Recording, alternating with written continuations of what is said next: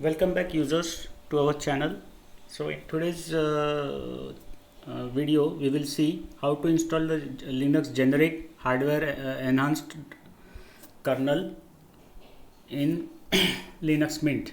So for that there is a particular syntax of the command you have to input in the terminal. So open your terminal and input this command sudo apt install space --install recommends space linux generic HWE 20.04.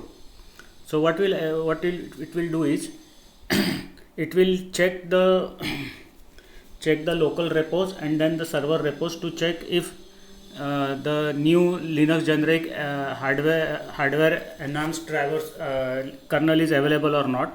If the kernel is available, then it will install. Otherwise, it will give you the output that Linux generic HW 20.04 is already the newest version, that is 5.11.0.40.44. And if the generic kernel is not installed, then it will download the kernel and install it for you. Thank you very much. Do subscribe to our channel. Do give us some comments. Do help us improve the channel content by giving us suggestions. See you. Bye bye.